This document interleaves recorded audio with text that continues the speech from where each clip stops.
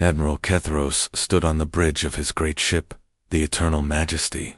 His 6 legs clicked on the metal floor as he walked. His big bug eyes looked at the small blue planet in front of them, Earth, another weak world to add to his empire. "Admiral," said his second officer, Vex, "we have arrived at the human world. 200 ships are ready for battle." Kethros nodded. He had done this many times before. 47 worlds had fallen to his fleet. The humans would be no different. They were young, weak, and had only basic space travel. Their weapons were simple. Their ships were slow. "Send the message," Kethros ordered. "Tell them they have 3 days to give up, or we will destroy them all." On Earth, Captain Jake Martinez was drinking coffee at the New Horizons space station. He was watching the morning news when the alarm started ringing. His coffee cup shook in his hand as he ran to the control room. "Captain," shouted Lieutenant Lisa Brown, "we have contacts. Big ones. 200 alien ships just appeared near the moon." Jake looked at the screen. The alien ships were huge. Each one was the size of a city. They looked like giant crystals, floating in space. Beautiful, but scary. "Are they talking to us?" Jake asked. "Yes, sir. They're sending a message to every TV, radio, and computer on Earth. Should I put it on the main screen?" "Do it." The screen filled with the face of Admiral Kethros. His bug eyes stared out at them. His mouth parts moved as he spoke in perfect English. "People of Earth, I am Admiral Kethros of the Zephyrian Empire. We have come to your world to make you part of our great empire. You have 3 days to surrender. Give up now, and some of you will live as our slaves. Fight us and we will. Kill every human in this star system. We have destroyed 47 worlds before you. You cannot win. Submit or die." The message ended. The control room was quiet for a moment. Then Lisa started to giggle. Soon she was laughing so hard she had to sit down. "What's so funny?" Jake asked, but he was smiling too. "Did you hear how he talked?" Lisa said between laughs. "Submit or die. He sounds like a bad movie villain." Jake couldn't help it. He started laughing too. Soon the whole control room was laughing. The alien message played again on the news channels. Across Earth, people watched the scary bug alien make his threats, and they laughed. In New York, news anchor Bob Davis tried to read the story with a straight face. "So these aliens want us to surrender in 3 days, or they'll destroy us all," he said. Then he started grinning. "I don't know about you folks, but I think someone's been watching too many sci-fi movies." On social media, the memes started right away. Pictures of Admiral Kethros with funny captions. Videos of people doing impressions of his voice. Someone made a song out of his speech that became popular in just 1 hour. In a coffee shop in Seattle, waitress Mary Johnson served customers who were all talking about the aliens. "You know what?" said one customer. "I bet they've never had pizza. Should we invite them for dinner?" "Only if they tip well," Mary said, and everyone laughed. Back on the Eternal Majesty, Admiral Kethros waited for Earth's response. Usually, planets sent messages of fear and surrender within hours. But Earth was quiet. "Sir," said Officer Vex, "we're getting reports from our scouts watching their news broadcasts." "Good. Are they panicking? Are their leaders preparing to surrender?" Vex looked confused. "No, sir. They're laughing at us." "Laughing?" "Yes, sir. They think our message was funny. They're making jokes about it. Some of them are making songs." "I don't understand." Kethros felt his anger growing. "Show me." The main screen filled with images from Earth. Humans laughing. Humans making fun of his speech. Humans acting like the most powerful fleet in the galaxy was a comedy show. "This is impossible," Kethros said. "They should be afraid. Every species is afraid when we arrive." "Perhaps they don't understand the danger," suggested Vex. "Then we will show them." 3 days passed. Kethros expected messages of surrender. Instead, Earth sent one video message. It showed a middle-aged woman sitting behind a desk with the Earth flag behind her. "Hi there," the woman said cheerfully. "I'm President Amy Johnson. Thanks for stopping by our little corner of space. We got your message about surrendering and becoming slaves, and we have to pass. Nothing personal, but we're kind of busy right now. If you want to hang out and maybe try some barbecue, you're welcome to stay. Earth food is pretty good. We make great burgers." She smiled like she was talking to friends, not the most dangerous fleet in the galaxy. "If you're set on the whole conquering thing though, we understand. Everyone has hobbies, but you should know that humans are pretty stubborn. We don't give up easy, so if you want to fight, we'll fight. Fair warning though, we might not play by the rules you're used to." The message ended with President Johnson waving goodbye like she was saying goodbye to visitors at a picnic. Admiral Kethros stared at the screen. In all his years of conquest, nothing like this had ever happened. These humans were either the bravest species he had ever met, or the most foolish. "Sir," asked Vex, "what are your orders?" Kethros thought about the 47 worlds he had conquered. All of them had begged for mercy. All of them had surrendered when they saw his fleet. These humans looked at 200 warships and invited him to dinner.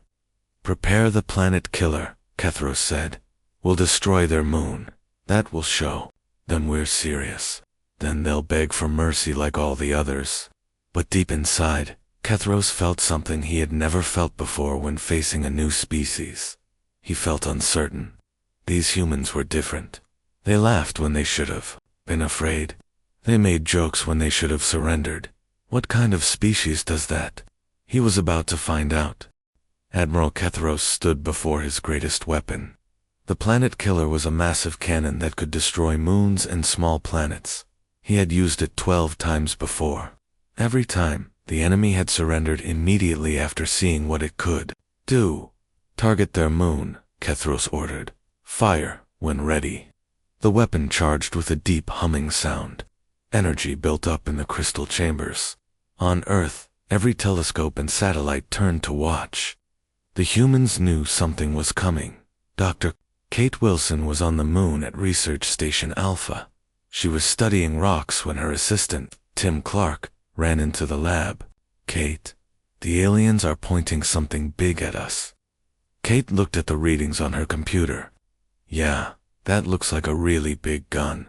Probably going to blow up the moon." "Shouldn't we be scared?" Tim asked. Kate thought about it. "Probably. But you know what? I'm mostly annoyed. I just started this rock study and now they want to blow up my lab." On the International Space Station, Chief Engineer Pete Davis was watching the alien ship charge its weapon. He called down to Earth. "Houston, this is Pete. The bug guys are definitely going to shoot the moon. Should we evacuate?" "That's a good idea, Pete," came the reply from Mission Control. "But the evacuation ships won't get there in time." Pete looked around at the tools and equipment floating around the station. Mining lasers, metal cutters, welding torches. Suddenly, he smiled. "Houston, I have an idea. It's crazy, but it might work. We're listening, Pete. What if we don't let them hit the moon?" Down on Earth, Captain Rodriguez got a call from Pete. Then he got calls from Kate on the moon, from engineers in orbit, and from construction workers who had heard about the plan on the news. "You want to do what?" Rodriguez asked. "Move the moon," Pete said simply. "We've got mining equipment, construction gear, and a bunch of rocket engines. The moon's not that heavy if you push it right." Rodriguez thought this was the craziest thing he had ever heard. Then he thought about Admiral Kethros and his threats. The alien wanted to scare them by destroying the moon. But what if there was no moon to destroy? How long do we have? The alien weapon will fire in 6 hours. That's not enough time to move the moon. "Maybe not the whole moon," Pete said, "but we can move the important parts." All across the Earth-Moon system, humans started working. Mining ships that were supposed to be collecting asteroids turned around and flew to the moon. Construction crews that were building space stations dropped their tools and joined the effort. Even civilian spacecraft owners volunteered to help. Kate Wilson and her team on the moon started the most unusual evacuation in history. Instead of just running away, they began moving their entire research station. Using mining lasers, they cut the base free from the moon's surface. Then they attached rocket engines and started pushing. "This is insane," Tim said as their lab flew through space.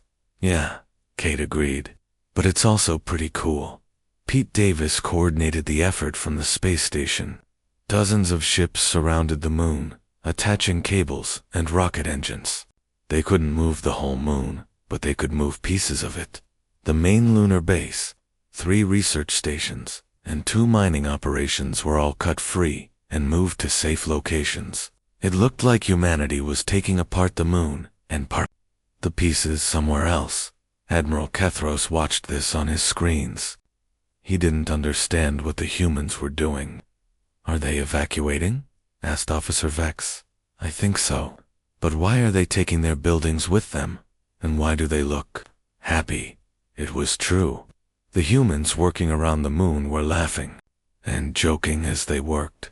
They were treating the desperate evacuation like a fun group project. "Sir, the weapon is ready to fire." Fire. The planet killer weapon shot a stream of pure energy toward the moon. It was enough power to crack a small planet in half. The beam struck exactly where the main lunar base had been. It hit empty space. The moon was still there, but all the human settlements were gone. They had been moved to orbit around Earth, like a collection of floating cities. On Earth, people cheered as they watched the alien weapon hit nothing but empty moon rock. The news showed Pete Davis giving a thumbs up from the space station, and Kate Wilson waving from her floating research lab. "Ladies and gentlemen," announced news anchor Bob Davis, "humanity has successfully parallel parked the moon. I repeat, we have parallel parked the moon." President Amy Johnson held a press conference an hour later. "We want to thank the Zep Empire for helping us test our new moon-moving technology. It worked great. We're thinking of starting a business. Maybe we can help other planets redecorate their solar systems." She paused and looked directly at the camera. "Also, the offer for barbecue is still open. We make really good potato salad too." Admiral Kethros stared at the screen in shock.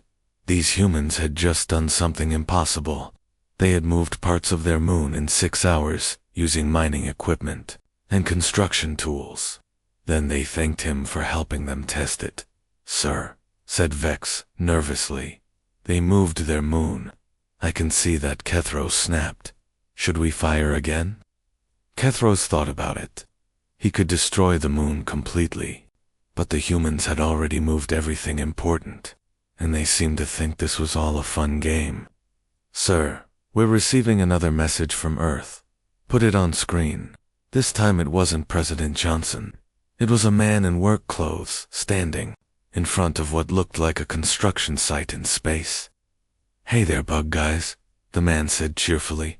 "I'm Steve Garcia, Chief of Space Construction, Local Union 247. We just wanted to say thanks for the warning about shooting the moon. Really gave us a chance to test our new rapid construction techniques." Steve gestured to the floating buildings behind him. "If you want, we've got plenty of room out here now. You could park some of your ships and visit. We're having a barbecue tomorrow to celebrate moving the moon. You're invited." He paused and scratched his head. "Oh, and if you want the asteroid belt, you can have it. We weren't using it much anyway. Maybe we could work together. We could help you build some nice space stations. You help us figure out how to build a Dyson sphere. Win-win, right?" The message ended with Steve waving goodbye. Admiral Kethros turned to his officers. "They're offering us the asteroid belt." "Yes, sir. They want to work together, it appears." "So, sir?" "And they moved their moon in 6 hours, using construction equipment." "Yes, sir." Kethros had conquered 47 worlds. He had seen species beg, fight, hide, and die. but he had never seen a species treat an invasion like a neighborhood construction project. What kind of species moves their moon and then invites their attackers to a barbecue? He asked. No one had an answer. Sir, said Vex carefully, perhaps we should accept their offer to talk. These humans are unusual. Kethros looked at the images of humans celebrating around their newly mobile moon bases. They had turned his planet-killing weapon into an excuse for a party. Send a message, Kethros said finally. Tell them we agree to a temporary ceasefire. We want to understand these creatures better. And the barbecue invitation, sir. Kethros thought about it. Ask them what barbecue is. Admiral Kethros sent 3 of his best officers to Earth as diplomatic envoys. Commander Zix, Captain Neth, and Lieutenant Cal were told to learn about humans and find their weaknesses. They expected to meet with scared leaders in heavily guarded bunkers. Instead, they met Ambassador Helen Lee at a coffee shop in New York City. Welcome to Earth, Helen said with a big smile. I hope you like coffee. It's our favorite drink. Well, one of them. We also like beer, tea, soda, energy drinks, and about 100 other things. The 3 Zephyrian officers looked around nervously. Humans walked by on the street, looking at the aliens with curiosity, but not fear. Some even waved and said hello. Are these your warriors? Asked Commander Zix. Warriors? Oh no, these are just regular people. Office workers, teachers, students, tourists. The warriors are usually at their bases or deployed somewhere. Captain Neth watched a human construction crew working on a building across the street. The humans were walking on thin metal beams high in the air with no safety equipment. Why are those humans risking death for no reason? Neth asked. Helen looked where he was pointing. Oh, that's just construction work. They're building a new office building. But they could fall and die. Well, yeah, but they're professionals. They know what they're doing. Mostly. Lieutenant Cal saw something that made his eyes go wide. A human was jumping off a bridge with only a rope tied to his feet. That human is committing suicide. Cal said what? Oh, that's just bungee jumping. It's for fun. Fun. Yeah, humans like doing scary things for entertainment. Skydiving, rock climbing, motorcycle racing, extreme sports. The more dangerous it is, the more fun some people think it is. The 3 officers looked at each other. These humans did dangerous things for pleasure. What kind of species was this? Helen took them to a restaurant for lunch. She ordered something called suicide wings, chicken covered in sauce so hot it made her sweat and cry. Why are you eating something that causes you pain? Asked Commander Zix. Because it tastes good, Helen said, wiping tears from her eyes. Want to try some? The aliens politely refused. After lunch, Helen took them to a military base to meet Lieutenant Colonel Mike Chen. Mike was happy to show them around and explain human military tactics. This is our tank, Mike said, patting a large armored vehicle. It's designed to drive into enemy fire and keep fighting even when damaged. Your soldiers ride inside this metal box while enemies shoot at it, asked Captain Neth. Yup. Sometimes they even get out and fight on foot. Mike showed them videos of human battles throughout history. The aliens watched in growing horror as humans charged into gunfire, fought against impossible odds, and kept fighting even when badly outnumbered. At the Battle of Thermopylae, 300 Spartans held off an army of thousands, Mike explained. They knew they would all die, but they fought anyway. Why? Asked Lieutenant Cal. Because someone had to. Because it was the right thing to do. Because they were protecting their families and their way of life. Mike showed them more battles. Humans fighting in frozen trenches. Humans storming beaches under heavy fire. Humans flying planes into enemy ships to stop invasions. Your species fights even when victory is impossible, Commander Zix asked.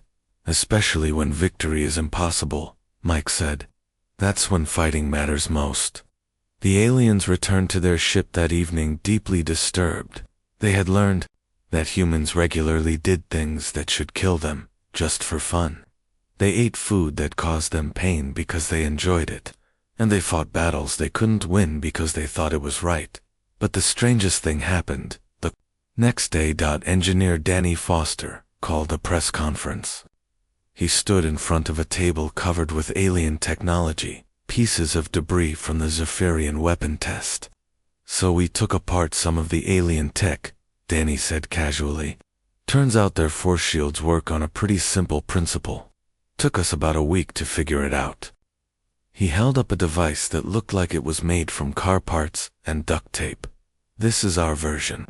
It's actually better than theirs, because we used aluminum instead of their fancy crystal stuff. Also, we added cup holders. A reporter raised her hand. How did you improve alien technology so quickly? Danny shrugged. We used WD-40 and some creative engineering. Also, my cousin Tony is really good with electronics. Turns out alien tech isn't that different from fixing a car engine. The demonstration showed that Danny's human-built shield was indeed stronger than the alien version. It was also cheaper to make and easier to repair. Admiral Kethros watched this broadcast from his ship. His advanced technology had been reverse-engineered and improved by humans using materials they found in their garages. How is this possible? He asked his science officer. I don't know, sir. Their brains seem to work differently than other species. They see problems as puzzles to solve, not obstacles to avoid. Things got worse when humans started sharing their discoveries freely. Within days, every human on Earth had access to the shield technology blueprints. Then they started making improvements.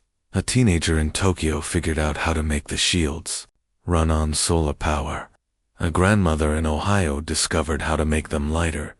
A group of college students in Canada found a way to make them change colors.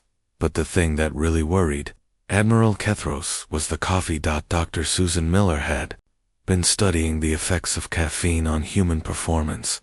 When the aliens arrived, she decided to see how much coffee humans could drink while working on defense projects. The answer was a lot. Humans began staying awake for days at a time, working on countermeasures to alien technology. They drank coffee, energy drinks, and something called energy coffee, which was coffee with extra caffeine added. Sir, reported Officer Vex, the humans appear to have weaponized caffeine. They're using it to stay awake for impossible periods while working on military projects. Can we counter this? I don't think so, sir. Caffeine seems to make them faster, smarter, and more focused. Also, more talkative and prone to making jokes. Admiral Kethros realized he was facing something he had never encountered before, a species that treated a military crisis like an interesting hobby project. They were improving his technology faster than he could understand it. They were staying awake, around the clock, fueled by a drug that made them happy. And they kept inviting him to social events. Sir, said Vex, we're receiving another message from Earth. This time it was engineer Danny Foster again. He was wearing a t-shirt that said I reverse-engineered alien tech, and all I got was this lousy t-shirt. Hey, space bugs, Danny said cheerfully. Thanks for the technology samples. We've made some improvements, and we're ready to share. We've uploaded all the blueprints to the internet, so anyone in the galaxy can download them for free. He held up a device that looked like a ray gun made from kitchen appliances. This is our new anti-ship weapon. It's based on your shield technology, but we reversed the polarity and added a microwave oven. Don't ask me how it works. I'm an engineer, not a physicist. The message ended with Danny giving a thumbs up. Admiral Kethros stared at the screen. These humans had taken his military technology, improved it, and then given it away to anyone who wanted it, including his enemies. Sir, said Vex quietly, perhaps we should call for reinforcements. Kethros nodded. These humans were unlike anything he had ever faced. They laughed at threats, moved moons for fun, and treated advanced alien technology like a hobby kit. Send a message to the High Command, Kethros ordered. Tell them we need the full battle fleet. and tell them to be prepared for anything. These humans, ... they don't follow the rules. Fleet Admiral Vorthok arrived at Earth with the largest Zephyrian battle fleet ever assembled. 5,000 ships filled the space around Earth's solar system, planet-killer weapons, solar disruptors, and galaxy-class dreadnoughts. Enough firepower to destroy entire star systems. Vorthok was the most feared commander in the Zephyrian Empire. He had never lost a battle. He had destroyed civilizations that had been spacefaring for millions of years. Surely these primitive humans would surrender when they saw his armada on Earth. General Tony Adams watched the alien fleet arrive from his command bunker, deep underground in Colorado. The bunker had been built to survive nuclear war, alien invasion, and asteroid impacts. It was the most secure place on Earth. "Sir," said Major Lisa Park, "we count 5,000 enemy ships. They're demanding immediate surrender." "What's their message?" Tony asked. Lisa read from her screen. Quote, "Humans of Earth, you have annoyed us long enough. Surrender now, or we will turn your sun into a weapon and burn every planet in this system. You have 1 hour. This is your final warning." End quote. Tony thought about this for a moment. Then he smiled. "Lisa, activate Operation Laughingstock." "Sir, are you sure? That plan is completely insane. That's what makes it perfect. These aliens expect us to be scared. Let's show them what humans do when someone really makes us angry." Operation Laughingstock was the most dangerous military plan in human history. It had been created by a committee of generals, scientists, and one comedian who had wandered into the wrong meeting. The plan was simple. If humanity was going to die, they would take the entire solar system with them and make sure everyone in the galaxy knew about it. Every human military base, space station, and armed ship began broadcasting the same message on all frequencies. It was sent to every known intelligent species in the galaxy. The message was read by Captain Jake Martinez from the New Horizons space station. "Attention all species in the galaxy. This is humanity. We are currently being invaded by the Zephyrian Empire, who want us to surrender and become slaves. We have decided to politely decline their offer." Jake paused and smiled at the camera. "Instead, we are about to do something that has never been done before.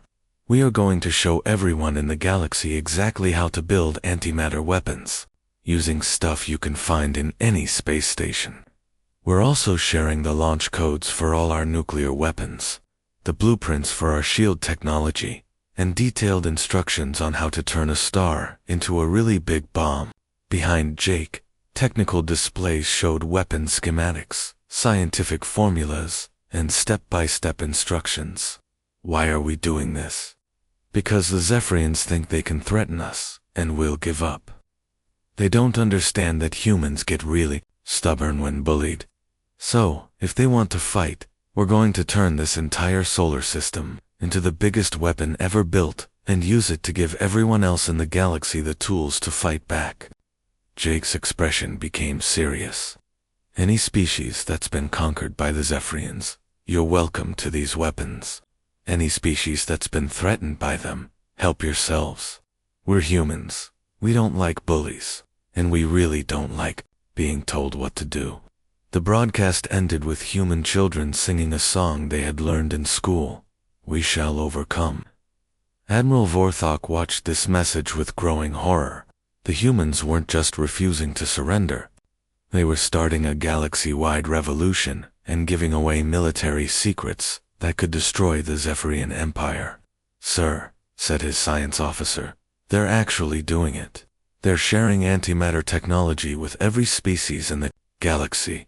Within hours, Vorthok began receiving reports from across the Empire. Slave worlds were building weapons based on human designs. Conquered species were using human military tactics to attack Zephyrian bases.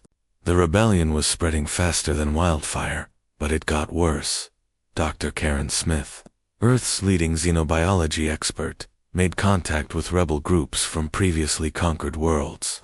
Using humanity's communication networks, Earth became the headquarters for a galaxy-wide resistance movement.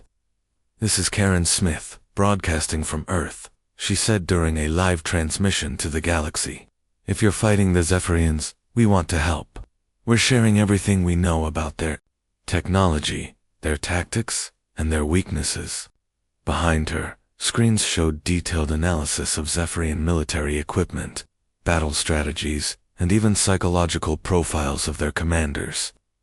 Most importantly, Karen continued, we want to teach you the most powerful human weapon, how to laugh when someone tries to scare you. Fear is the Zephyrians' greatest weapon. Take that away, and they're just bullies with fancy ships. The broadcast showed humans around the world laughing, making jokes, and treating the massive alien invasion like an annoying interruption to their daily lives. Remember, Karen said, no matter how big their ships are or how scary they look, they're still just people who think they're better than everyone else. And there's nothing funnier than a bully who realizes nobody's afraid of them anymore. Captain Alex Turner decided it was time for humanity's first counterattack. He took a fleet of converted cargo ships, freighters, mining vessels, and even a few cruise ships, and headed straight for the Zephyrian battle line. The ships had been armed with weapons built from human and alien technology. But more importantly, they were playing music. Really loud music. Rock and roll, jazz, classical, country, and something called death metal that even some humans found scary. Attention Zephyrian fleet, Alex broadcast as his ragtag fleet approached. The enemy. This is Captain Alex Turner of the Earth Defense Force. We're here to rock your world. Literally. The human ships opened fire while AC/DC's Highway to Hell blasted across all radio frequencies. Admiral Vorthok watched in disbelief as converted. Civilian ships attacked his battle fleet while playing music at maximum volume. The humans were treating the most important space battle in galactic history like a rock concert. Sir, said his tactical officer, the human ships are ramming our vessels. They're using their own ships as guided missiles. Are they insane? I believe so, sir. But they're evacuating their crews before impact, so they're surviving the attacks. Vorthok watched as a human cruise ship rammed into one of his destroyers, while playing Born to be Wild. The human crew escaped in lifeboats, waving and cheering as their ship exploded. Sir, we're receiving reports that several of our crews are enjoying the music. What? Some of our soldiers are asking for copies of the human songs. They say it makes fighting more fun. This was Admiral Vorthok's worst nightmare. Not only were the humans corrupting conquered worlds with rebellion, they were corrupting his own troops with their bizarre culture.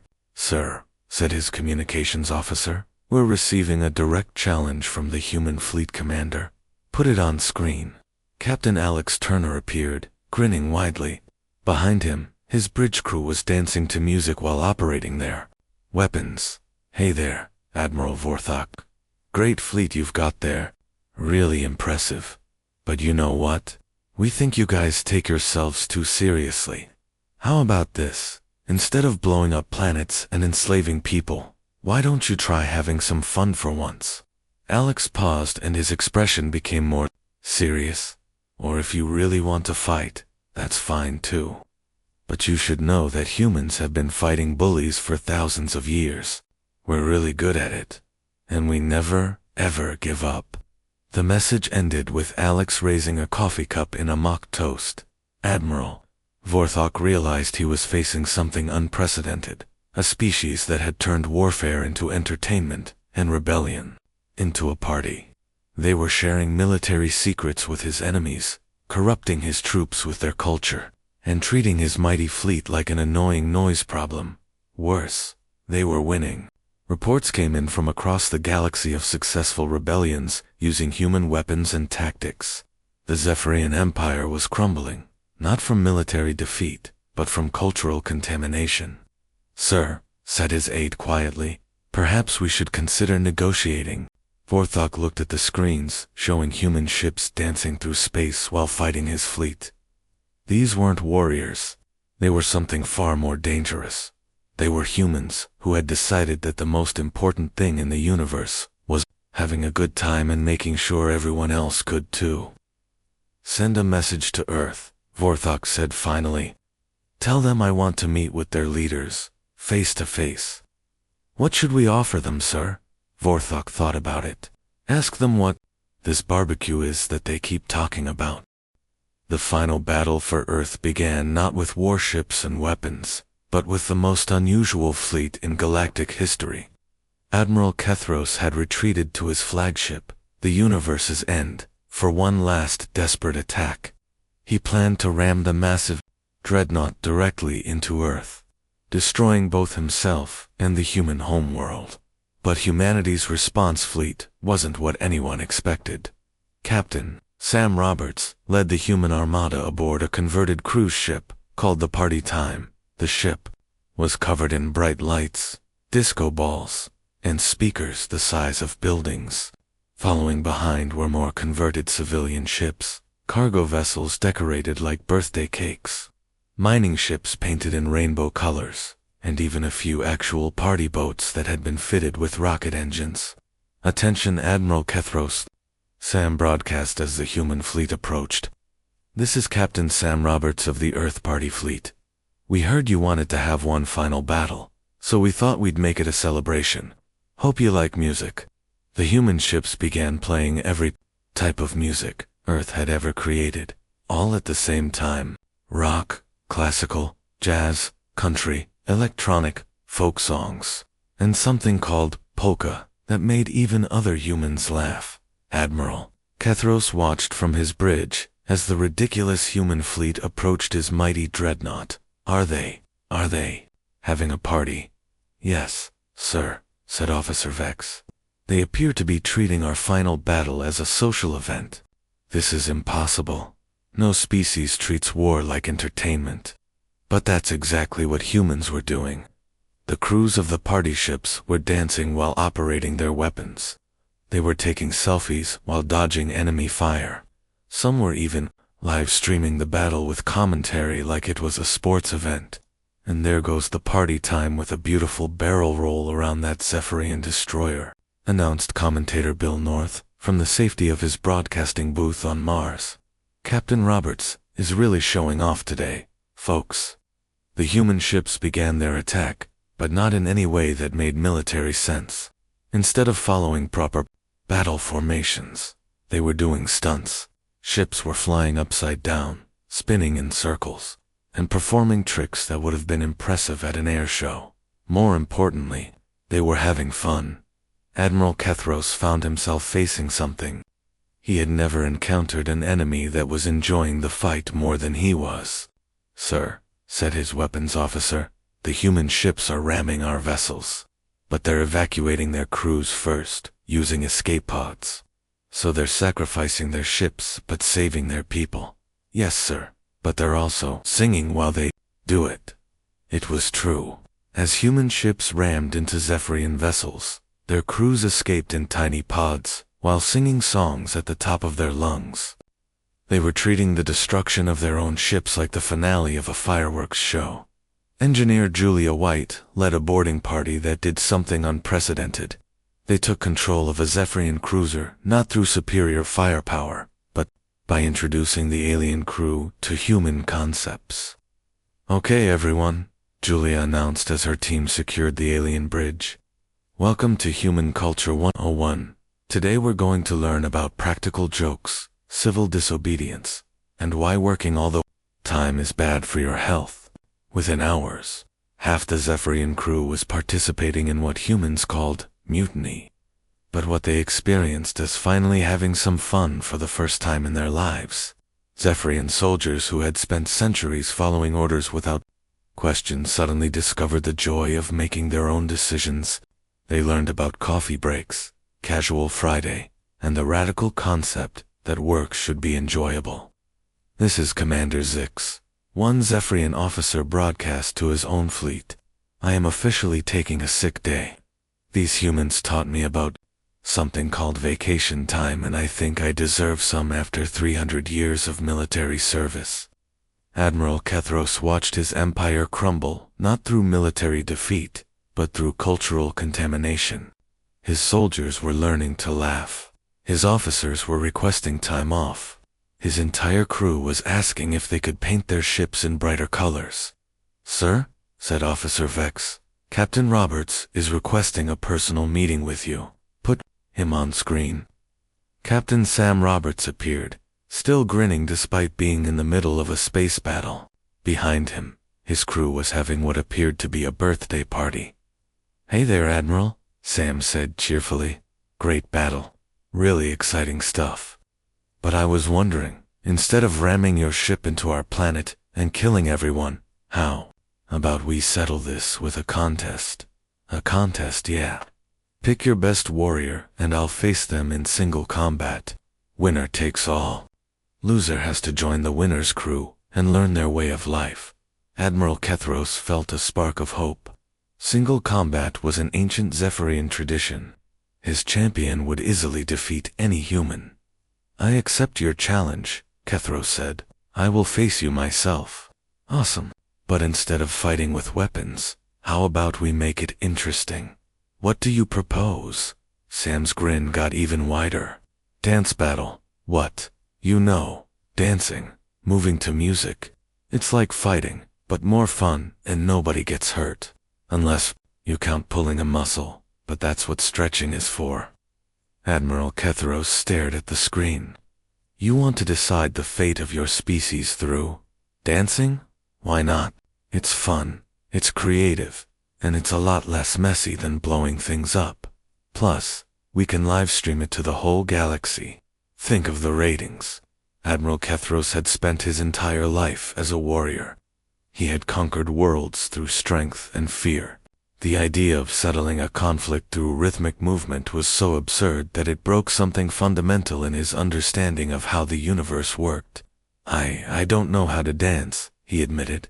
"That's okay," Sam said. "We can teach you.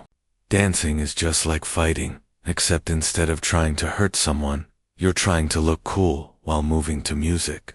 It's actually really similar to military tactics, if you think about it.